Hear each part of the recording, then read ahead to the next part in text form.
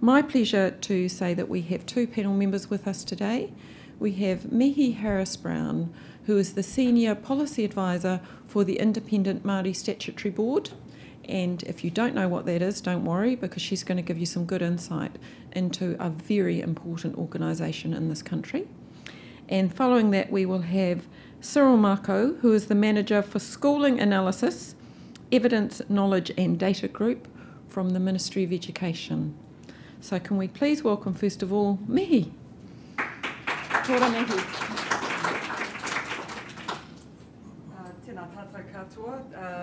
Te me tuatahi i ngā rangatira tēnā tātou katoa. I ngā hoa mahi i te ao o te Statutory, tēnā tātou katoa. Thanks, Karen, for that warm welcome.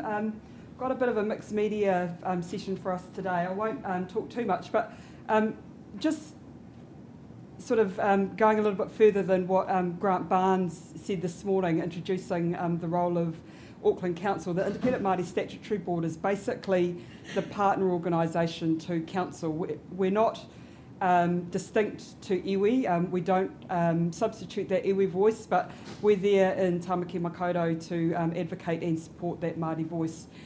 So I'm just going to kick off now. I've got a little bit of a video here that sort of talks about who the board is, and then I'll move into the work that we are doing using the official statistics framework. So what I have brought with me today is what we're calling the Māori Plan for Tāmaki Makaurau. So the board, when they were established in 2011, had three strategic documents that they produced. The first is the issues of significance for Māori and Tāmaki, which is part of our the statute that the board operates under. The second piece of work that the board commissioned was a Treaty of Waitangi audit, which is basically an audit of Council's performance against its obligations under the treaty and in respect of Māori outcomes that it has in parts of its plans.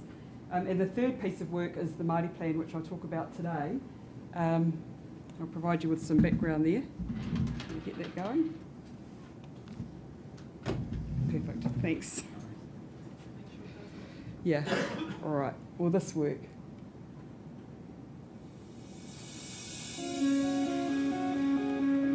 Te tōnuitanga i ngā pānga Māori i Tāmaki Makaurau.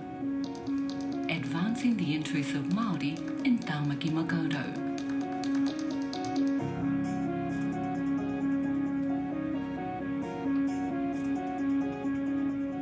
The Independent Māori Statutory Board was established under the Local Government Auckland Council Act 2009 to promote economic, environmental, social and cultural issues of significance to Māori in Tāmaki Makaurau.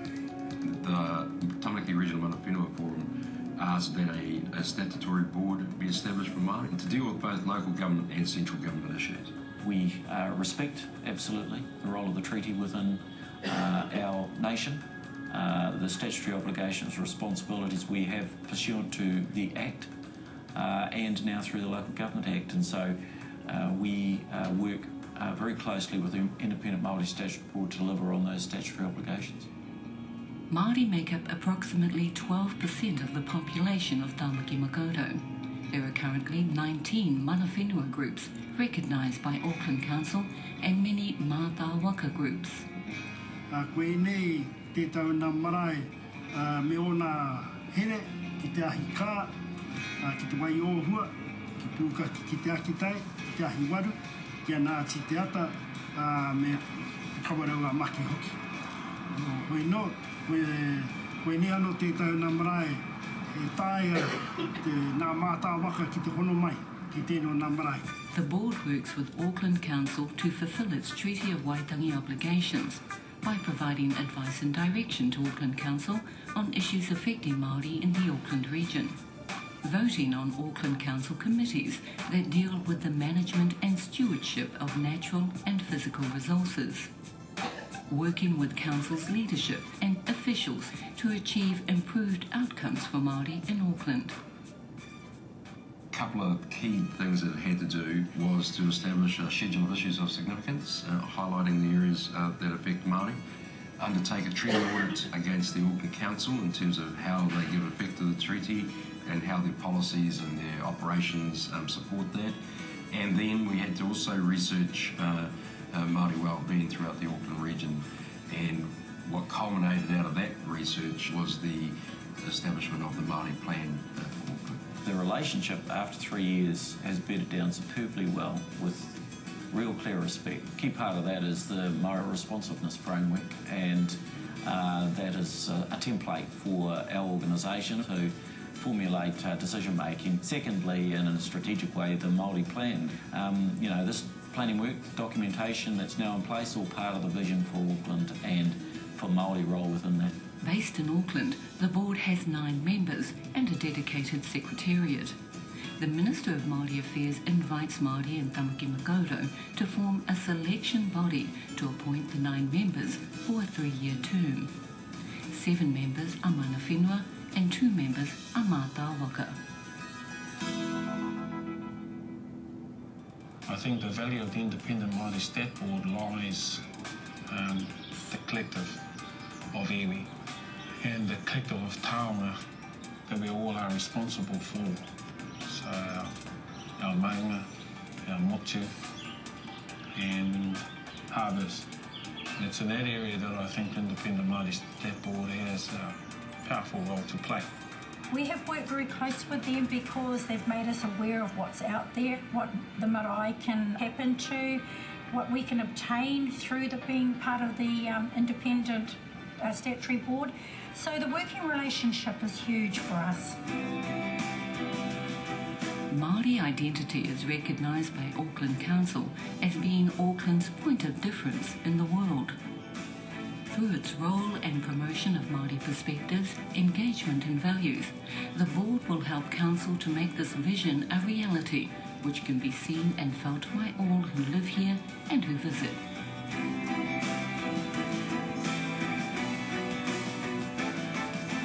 It's a beautiful city, Auckland, absolutely stunning. If we put a cultural overcoat on it, it makes it so much more interesting and exciting for visitors coming to our city. Māori have been massive contributors to the infrastructure of New Zealand. We're basically wanting that to get back to where it was in terms of that interface between the rangatiratanga of the tribes and local government, and the board has become a vehicle and a tool to assist that. Since its inception, the board has seen an improving rate of change in Auckland Council's thinking and approach to Māori issues.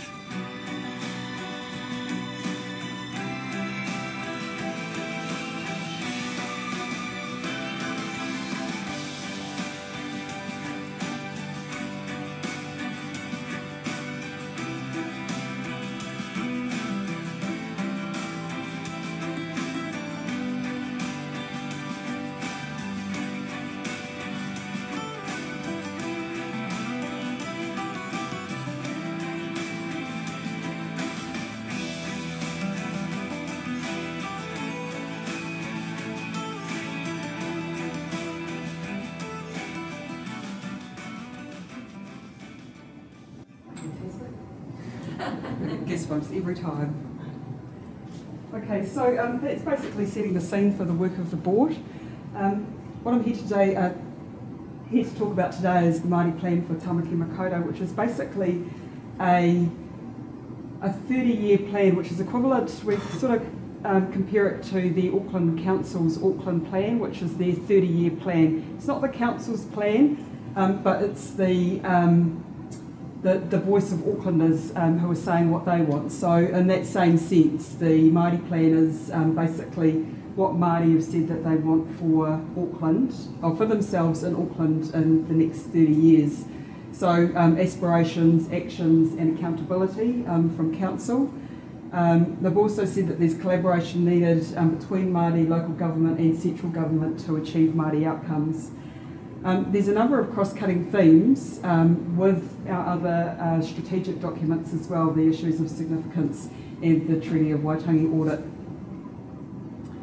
Part of the Māori plan is a monitoring framework which tracks Council's progress meeting its statutory obligations to Māori.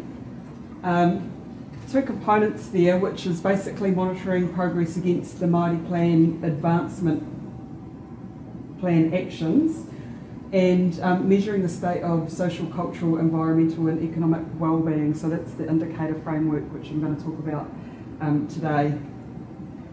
This is the framework that we use to establish the framework is based on the key directions, which are these Māori concepts at the top here: whanaungatanga, rangatiratanga, manaakitanga, wairuatanga and kaitiakitanga, and it's set against the focus areas or the 4 wellbeing areas. So this provides us with a framework with which we can hang our Māori outcomes off. The Māori outcomes are things like this here: whānau wellbeing and resilience is strengthened. So these are the kinds of outcomes that Māori are looking for in the long term. Underpinning each of those outcomes is a separate focus area, and underpinning those again is where the indicator sets lie. And those indicator sets, or those measures, are based on both extant indicators as well as new indicators that we're looking to populate. So there's 111 state of wellness indicators. 74 of them are extant and 37 are new indicators. So we don't actually have current surveys or ways of collecting those indicators. What we have to do in our job is go out there, socialise the Māori plan, and work with council, work with central government agencies, work with some of those key corporates in Auckland to get those measures incorporated into the programs that they run. Most of it's statistical data, which will measure the state of wellbeing of Māori. And what the indicators will do is provide an evidential basis for developing policies and actions. It's a separate function of the Secretariat as well, assisting council to develop policy as well as develop policy that's not part of anyone else's brief.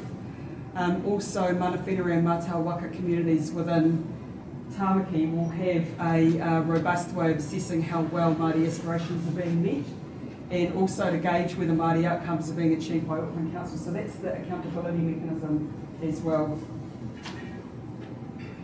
Just in terms of the Tāmaki context, there's 19 mana whenua iwi.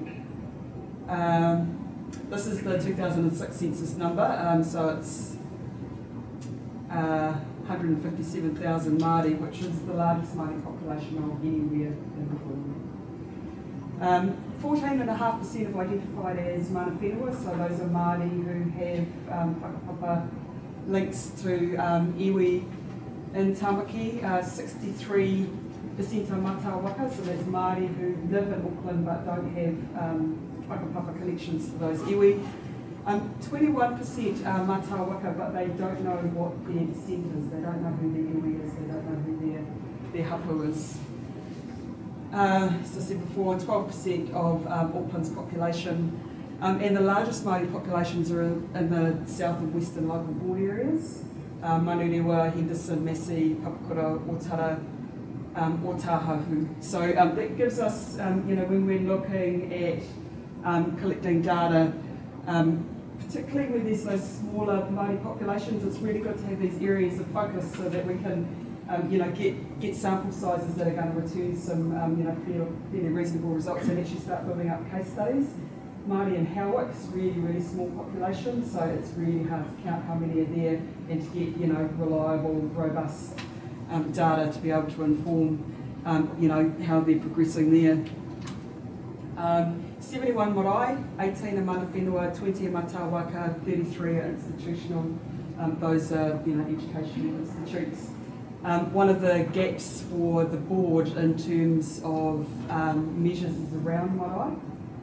TPK have run a marae survey in the past, but it's at a national level, and that's a lot of places. That's a lot of places of cultural significance to Māori as well, and that's a great source of information for assessing Māori wellbeing as well. Just thought I'd show you a diagram. This is what the Auckland Council area looks like, and these are just kind of the marae that are dispersed throughout there. So you can see that, you know, like in around that central urban area, there's a lot of marae there. Okay, so what we're attempting to do with the Māori plan is measure progress or change over time, and to measure it within each domain. What we're also doing is we've got a reporting structure, which means that we, as the data sets become available to be able to populate the different wellbeing areas, we're going to issue a series of reports as well. So social cultural report, the state of the environment for Māori and Tāmaki, Māori economic development opportunities for Māori and Tāmaki. At the end of a 3-year period, we'll put them all together and do a report on the Māori plan. So it's phased kind of production of reports. Some of the examples of the indicators, what we did once we was Waikato University, Tahu Kukitai, who helped us put the Māori plan together. Once we had put the indicators together, there was kind of like a second tranche of work that we needed to do, which was basically pulling all of the metadata together, you know, working out where we were going to get all the source information from, the frequency. Also, we needed to, in some way or other, bring it back to our statutory obligations in respect of the Treaty of Waitangi. So also, we had rationale here, which so it relates to the treaty alignment, so it relates to each of the principles of the treaty as well, which fits in quite nicely with the Council's treaty obligations as well. So that's how we're getting the alignment across the work that the Stat Board does and Council does, is through those treaty principles. So I've just got a couple of examples here, and this is where Council aren't necessarily 100% responsible for delivering on that particular Māori outcome. But what we're really reliant on is to be able to access information through like Te Kupinga, or at across a nationwide survey, but being able to get data that relates to Tāmaki in particular. So the focus area here is cultural indicators, and this is about the key direction of vibrant communities. So the two indicators that we have here is the percentage who have visited a marae in the last 12 months, and the percentage that have provided help without pay for a marae haka or iwi. So the metadata set is Te Kupinga, the Māori Social Survey, which I'm hoping to get some customised data from to be able to report against those measures every 5 years. The rationale for that is that visitation rates are important measures for assessing the proportion of Māori households who use marae. And then you've got the treaty alignment there. So once again, for that second measure, it's Te Kupinga, same rationale and same options, which is the right of development under the treaty. Okay, so the next one is local government indicator, which is basically where, you know, local government are responsible for delivering on that Māori outcome. Environmental indicators, we don't have that many environmental indicators, to be honest, and it's quite hard with environmental monitoring unless there's a site of significance or a place of importance to Māori. Then it's possibly one of the only ways of identifying the relevance to Māori. So the first one here is the number of sites of Māori significance, including wāhi tapu formally protected or scheduled in the unitary plan. So that data source is the Auckland Council long-term plan, and just given that the unitary plan is, what do they call it? It's operational now. I understand aspects of it are, so they'll start reporting in the next annual cycle on that measure. So the treaty alignment is, you know, active protection, and alignment is that there's a formal mechanism, protection mechanism inside the council's compliance and planning structure that makes sure that they are that those sites are protected. The second measure for that direction or for that state of wellbeing is the percentage of mana whenua satisfied with the quality and care of volcanic homes. Council measure that, but they do it via a mana whenua survey, so they go out to all of the iwi groups and they do kanohi engagement, so they'll sit there, have an interview with those mana whenua groups, and they have a series of questions that they'll ask to get their responses to populate that data. It's largely satisfaction based, obviously, and qualitative. So there's a number of different ways of collecting this information as well. You know, it could be surveys, it could be, you know, face-to-face interviews as well. So yeah, there's kind of a mixed method approach. And this is just an example of the new indicators that have been developed for this, and it sort of goes to a lot of the work that I'm responsible for in implementing the Māori plan. So what we need to find out here is the number of sites of iwi hapu marae, the number of iwi hapu marae who have cultural monitoring systems, and also the number of iwi management plans in Tamaki Makaurau. So what we're promoting and trying to think about for ourselves is it needs to be under the auspices of a marae survey, but who's actually best placed to do that marae survey? Is it TPK?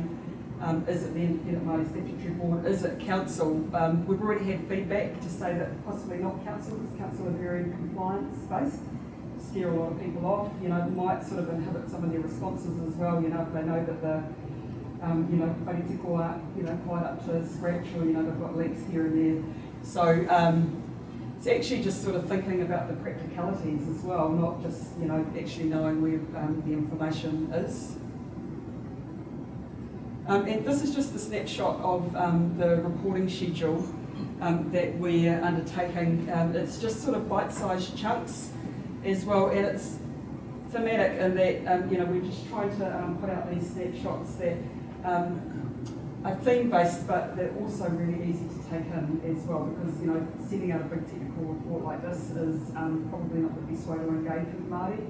So the idea is that, you know, if we've got, you know, consistent and, you know, frequent reports going out, then it's that make up, you know, the report on the plan, then it's just easier to have dialogue, easier to have feedback, and easier to actually get Māori engaged in the production of those reports as well.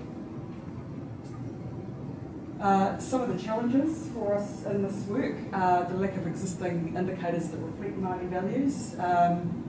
There's also data gaps as well at a regional level in the cultural and environmental wellbeing spaces. There's dialogue around government's reporting statistical requirements versus Māori aspirations about what constitutes meaningful and useful data. It's kind of, you know, just that ongoing discussion really. And it's probably what Alan Johnson was kind of reflecting on this morning as well, you know, for the what actually are we going to use that data for, and if you're collecting it on a particular group, you know, how useful is it really going to be?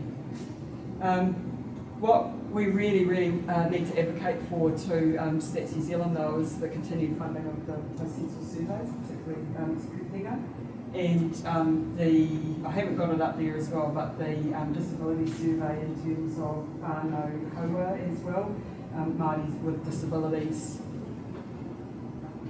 And I'm just going to close off. I've got one more little video which talks directly about the Māori plan. The Māori Plan, developing vibrant communities across Auckland. This is an expression of whanaungatanga.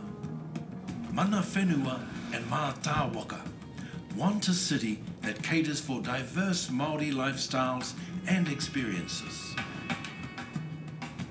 And so how do you create social cohesion, a sense of identity, a sense of wanting to be together as a people inside a modern city is a major challenge. Whanaungatanga is just simply a Māori method for trying to achieve the cohesion, a sense of unity, a sense of togetherness amongst the people. Whanaungatanga can be expressed through the relationships that are developed between families and their communities. The stronger and more cohesive these relationships, the more vibrant and enriching these communities are. Kia ora nei ko te whanaungatanga he mea tino noi, tēnā hotahi me taku whānau, me aku hoa, te tūtaki tangata hou anō hoki, mā te whanaungatanga ko mōhio au ki taku whakapapa, ara no hea hau ko waia hau. The Independent Māori Statutory Board conducted workshops with practitioners and experts to create Māori Advancement Action Plans.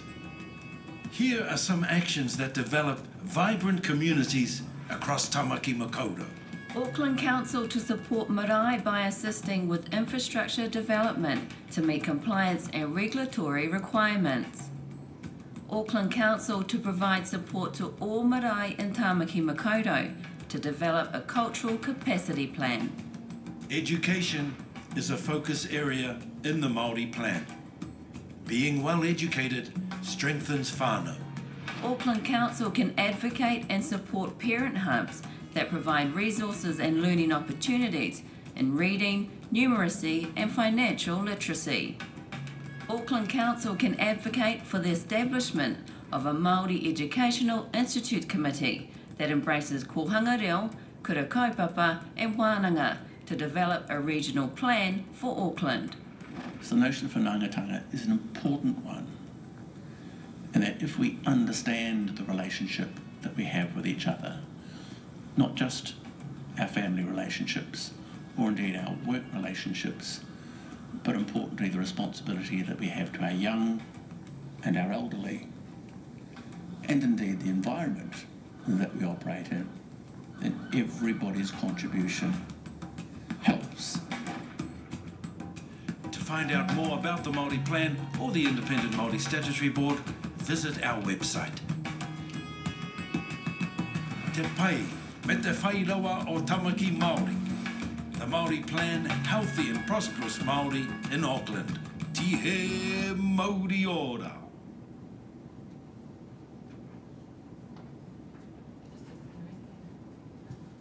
That's absolutely fantastic, Kura Mihi, really appreciate it. And for your information, there are copies of that plan at the back too. So now for something very complimentary, I'd like to welcome Cyril. Kura, Cyril.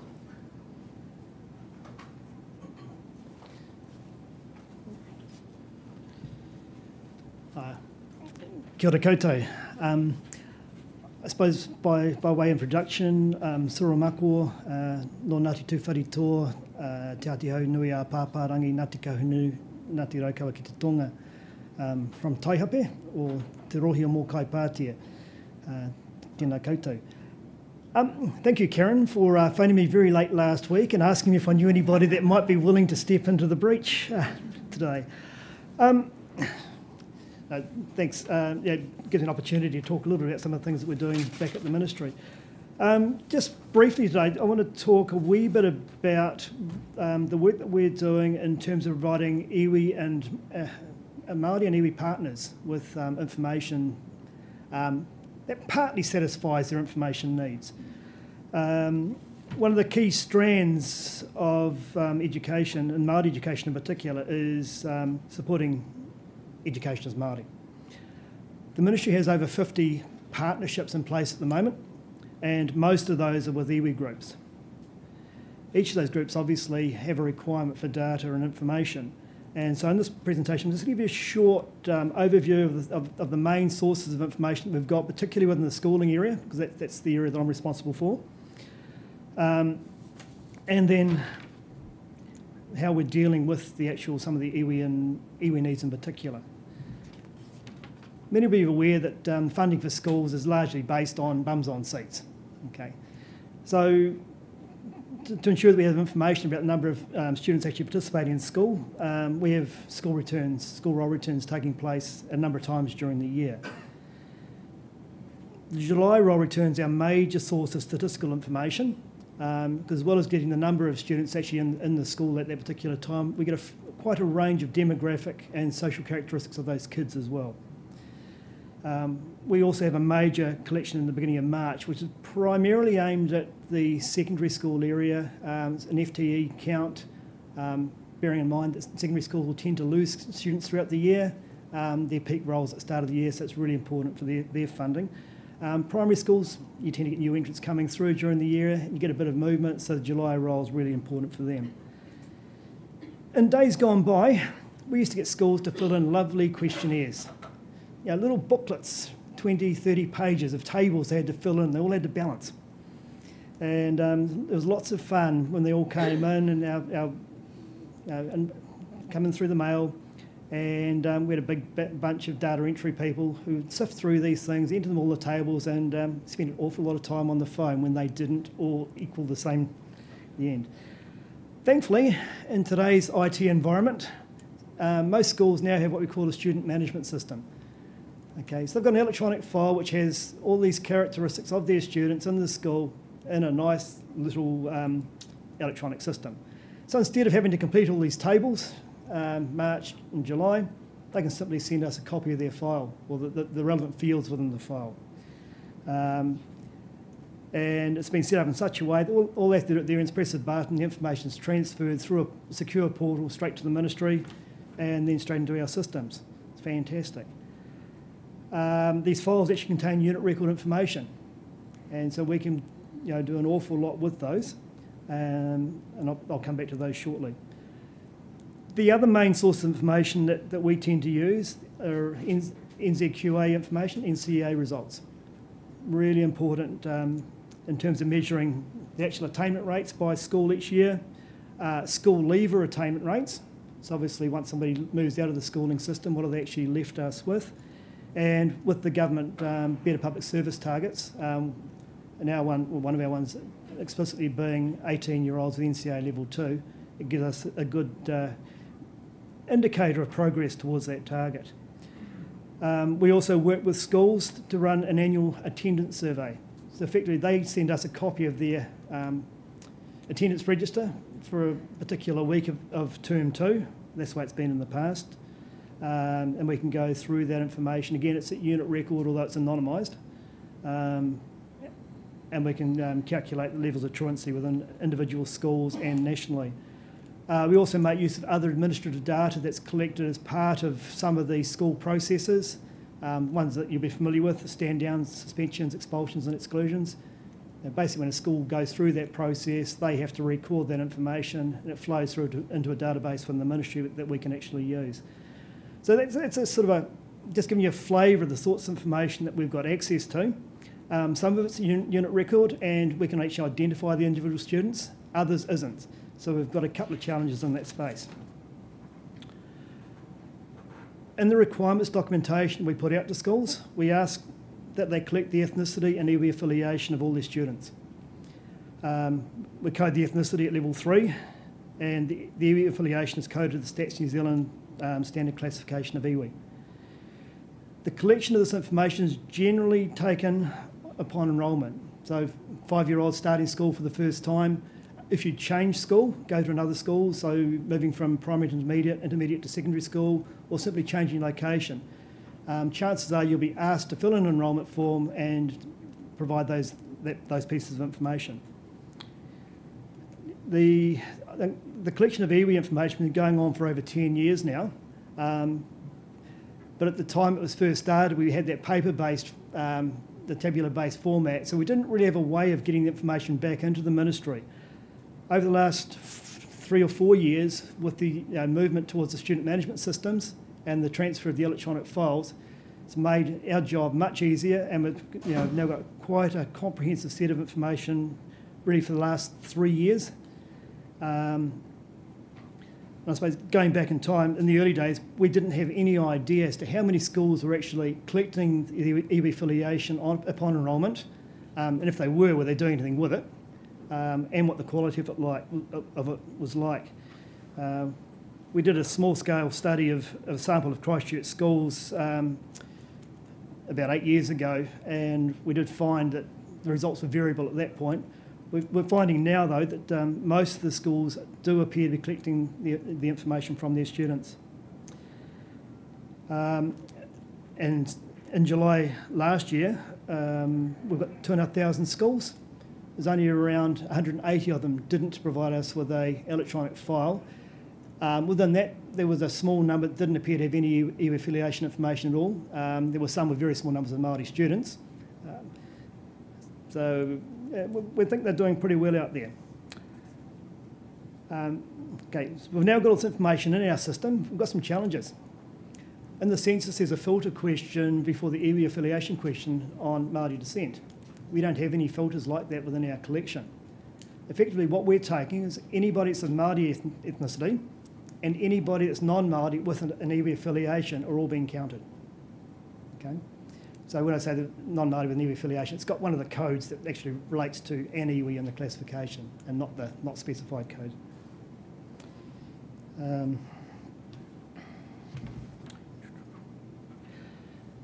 Yep. The iwi and Māori partners that I mentioned earlier are mostly iwi that are listed in the classification. At the moment, we have 3 that aren't. 2 probably be regarded as hapu, and the third one, which is actually my own one, is somewhat of a geographic cluster where they are reinvigorating historic iwi names. So it makes very, very challenging for us to be able to provide any information at all, because these names haven't been around for around 100 years as far as I'm aware.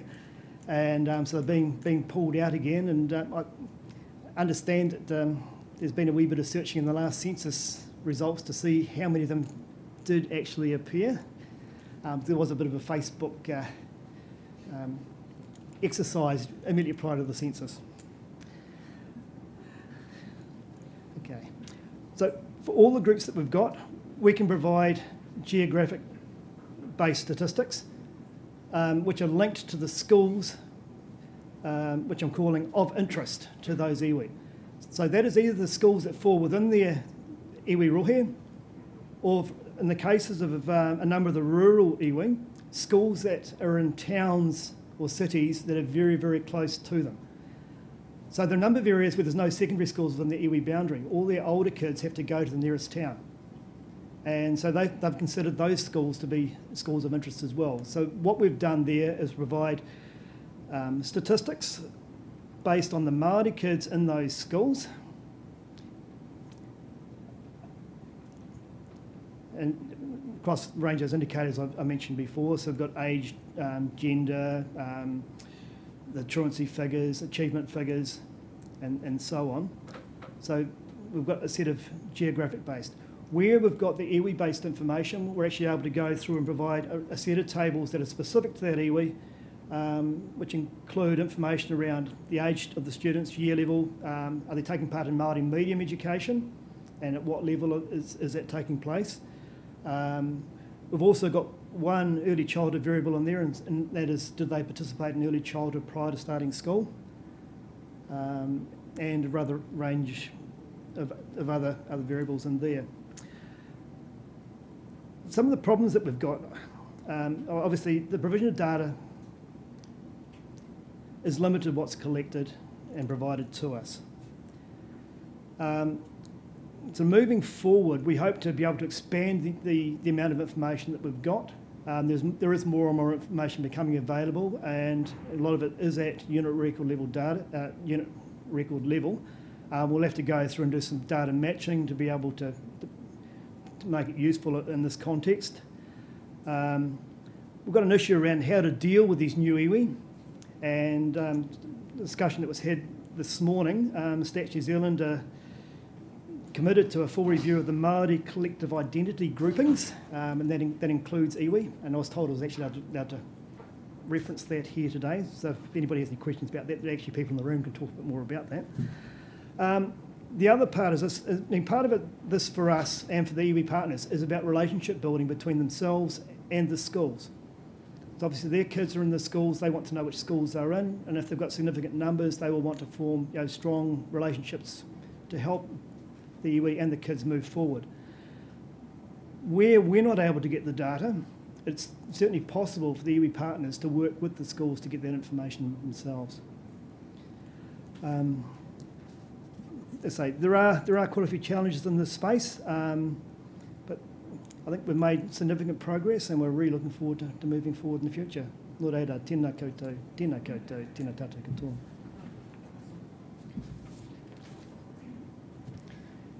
kura Cyril, and way better than just a stand-in. Way better. So we've actually come to the end of our allocated time. So unfortunately there's not much time for question and answers, but I do know that Mihi and Cyril are with us, so I'm sure they'll be available for being approached outside the session. I want to thank them both very much for what I think was very fruitful in terms of helping us get a better feel of what's going on with the nature of the discourse within Te Māori and the kind of frame of reference so we can think about response to those information needs. So if you could just join me to thank both of them very, very much.